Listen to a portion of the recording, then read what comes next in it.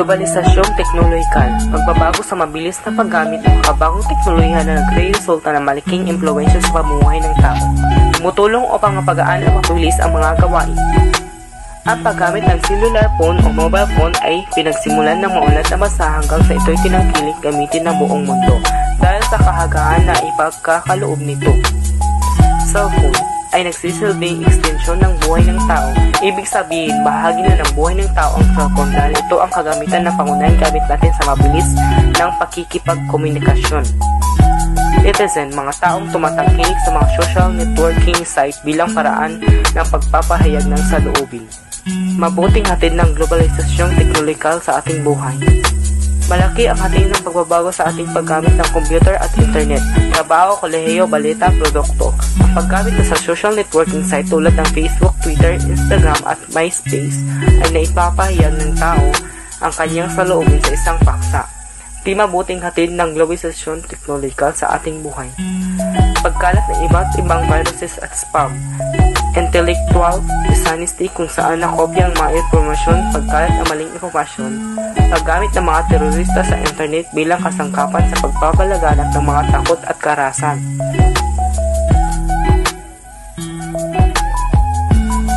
Globalisasyong kultural. Ang globalisasyong sosyo-kultural, epekto ito ng pagkakapare-pareho ng tinatangkilik ng bawat bansa at hindi lamang sa produkto at serbisyo kundi maging sa pelikula, artista, awitin at drama na nagre-resulta ng pagtangkilik sa mga ideyang nagmula sa ibang bansa.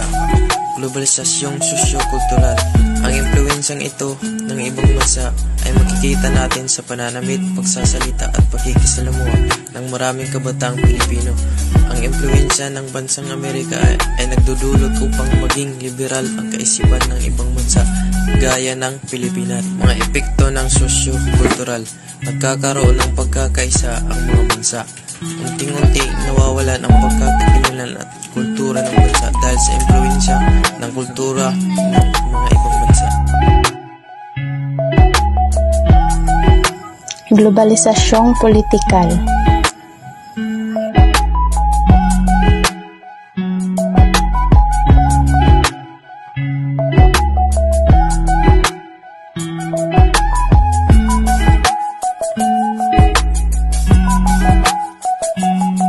Ito'y patungkol lamang sa ekonomiya at kalakalan, teknolohiya, politika at kalinangan o kultura.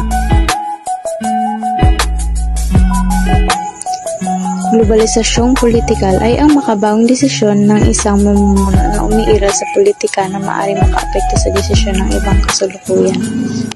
Kahalagahan. Higit na madali at sistematikong ugnayan sa pagitan ng mga bansa, pandaigdigang samahan at maging mga non-government organization. Mga halimbawa. Ito ang pagtatag ng isang pandaigdigang pamahalaan na magsasaayos sa ugnayan ng mga bansa, higit na marami at sistematikong ugnayan sa pagitan ng mga bansa, pandaigdigang samahan at maging ng mga non-government organization. Mga halimbawa. Ang mga halimbawa ay ang Asian Community, Japan International, Cooperation Agency, Amnesty International, Distance Technical Cooperation.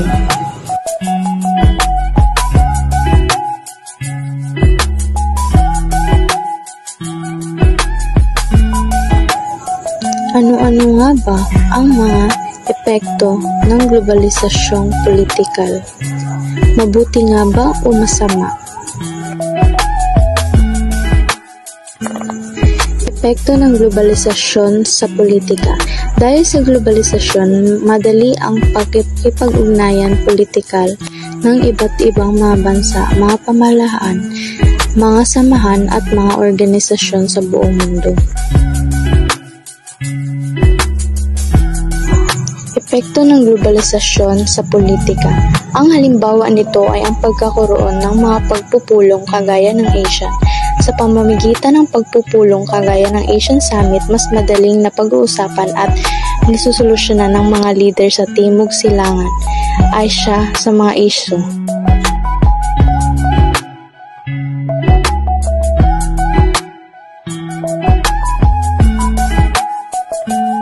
Globalisasyong ekonomiko. Mabilisang paraan ng pagpapalitan ng produkto at serbisyo sa pagitan ng mga bansa sa daigdig. Ito ang dahilan ng pagsibol ng maraming multinational at transnational companies na naging dahilan ng paglitaw ng maraming produkto at serbisyo. Dalawang uri ng kumpanya na naging dahilan ng paglitaw ng maraming produkto at serbisyo.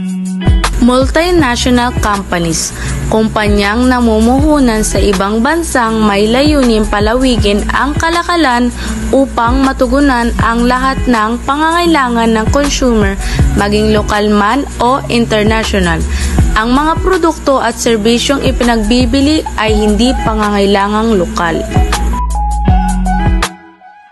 Halimbawa ng multinational companies: Coca-Cola, Toyota Motor, Unilever, McDonald's, Starbucks, 7-Eleven.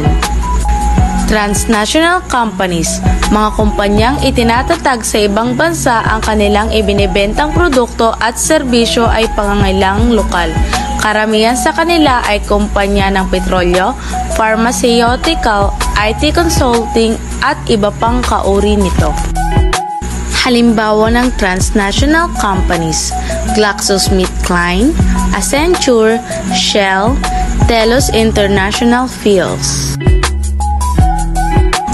Positibo at negatibong epekto ng pagdami ng multinational at transnational corporations. A. Pagdami ng produkto at serbisyo na mapagpipilian ng mga mamimili na naging dahilan upang bumaba ang presyo nito. B. Nagkakaloob ng hanap buhay. C. Pagkalugi ng lokal na namumuhunan dahil sa hindi patas na kompetisyon. D. Pagsasara ng mga lokal na namumuhunan. E. Higit na paglakas at pagyaman ng multinational companies at transnational companies.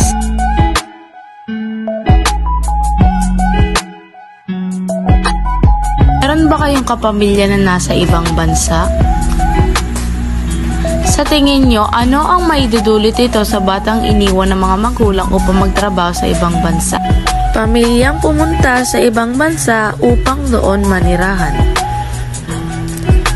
Upang magkaroon ng mas maayos na pamumuhay, mataas na tiyansang makapagtapos ng pag-aaral, trabaho ng mas mataas ang sweldo, pagka-liberated ng mga anak, pagiging isang bully o binubuli, walang gumagabay na magulang sa anak habang sila ay lumalaki.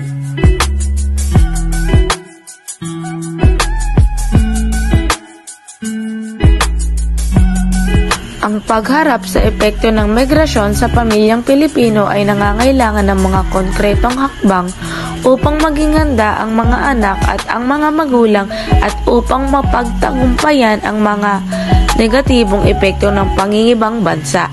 Ang mga sumusunod ay mga hakbang upang maging handa sa epekto ng migrasyon.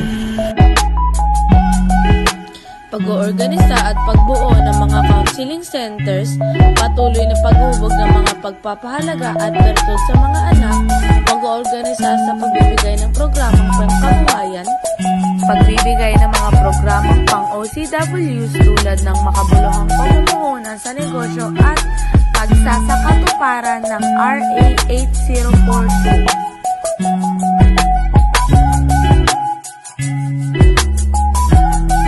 Ano ang dapat gawin upang maiwasan ang migrasyon ng pamilyang Pilipino? Ayusin at palaguin ang ekonomiya sa Pilipinas. Dagdagan ang trabaho sa Pilipinas. Babaan ang presyo ng mga pangunahing bilihin at taasan ang sweldo. Taasan ang kalidad ng edukasyon.